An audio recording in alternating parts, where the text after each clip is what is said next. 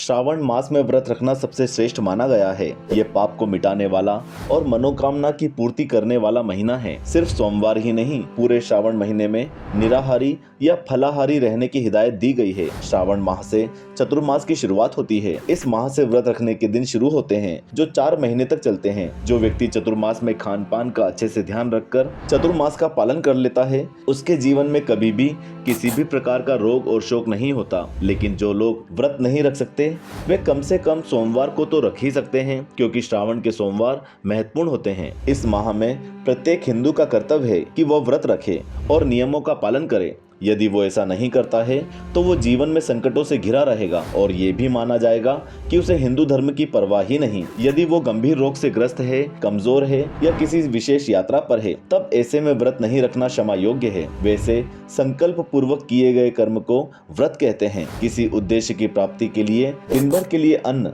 या जल या अन्य तरह का भोजन या इन सब का त्याग व्रत कहलाता है। व्रत धर्म का साधन माना गया है और उपवास का अर्थ होता है ऊपर वाले के मन में निवास। उपवास को व्रत का अंग भी माना गया है। किसी भी प्रकार का गंभीर रोग इस उपवास से समाप्त किया जा सकता है। शरीर सहित मन और मस्तिष्क को हमेशा संतुलित और स्वस्थ बनाए रखा जा सकता है। इससे व्यक्ति की आयु बढ़ती है और व्यक्ति जितेंद्रिय कहलाता है। व्रत का भी एक विधान होता है। श्रावण सोमवार व्रत सूर्योदय से प्रारंभ होकर तीसरे प्रहर तक किया जाता है। व्रत में एक समय भोजन करने को एकाशना कहते हैं और पूरे समय व्रत करने को पूर्णोपर्वा कहते हैं। ये व्रत कठिन होते हैं। ऐसा नहीं कर सकते कि आप सुबह फलाहार ले लें और फिर शाम को भोजन कर लें, या फिर दोनों ही समय फलाहार लेकर समय गुजार दें। बहुत से लोग साबूदाने की खिचड़ी दोनों समय डटकर खा लेते हैं, तो फिर वो व्रत या उपवास का कोई मतलब नहीं। व्रत या उपवास का अर्थ ही यही है कि आप भोजन को त्याग दें। शिव पुराण के अनुसार जिस कामना से कोई इस मास के सोमवारों का व्रत करता है, उसकी वो कामना अवश्य एवं अतिशीघ्र पूरी हो जाती है। जिन्हें 16 सोमवार व्रत करने हैं, वे भी सावन के पहले सोमवार से व्रत करने की शुरुआत कर सकते हैं। इस मास में भगवान शिव की बेलपत्र से पूजा करना श्रेष्ठ और शुभ फलदायक है। वैसे सावन का महीना कई कारणों से विशेष है, जैसे कि इस माह में पतझड़ से मुरझाई हुई प्रकृति पुनर्जन्म लेती है।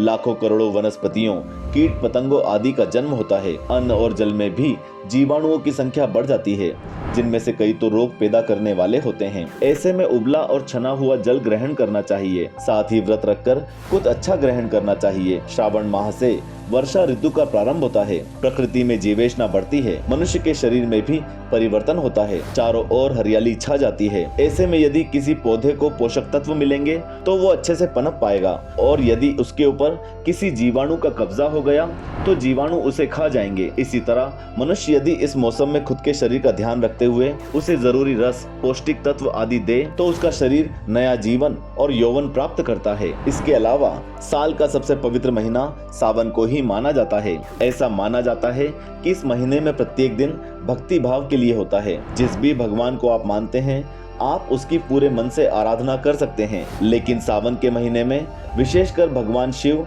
माता पार्वती और श्री कृष्ण जी की पूजा का काफी महत्व होता है। पौराणिक मान्यता के अनुसार सावन महीने को खासकर देवों के देव महादेव भगवान शंकर का महीना माना जाता है।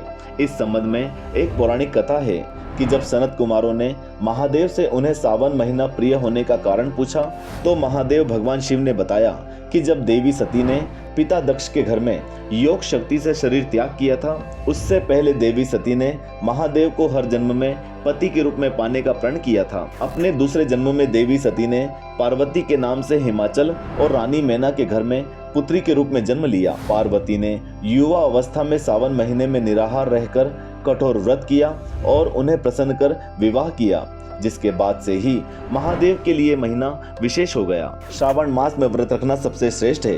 यह पाप को मिटाने और मनोकामना की पूर्ति करने वाला महीना है।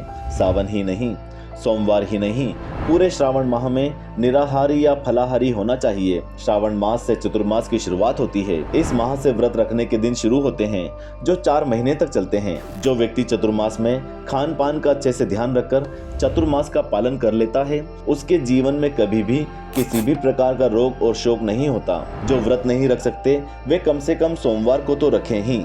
इस माह में प्रत्येक हिंदू का कर्तव्य है कि वो व्रत रखे और नियमों का पालन करे। यदि वो ऐसा नहीं करता तो वो जीवन में संकटों से घिरा रहेगा और ये भी माना जाएगा कि उसे हिंदू धर्म की परवाह ही नहीं।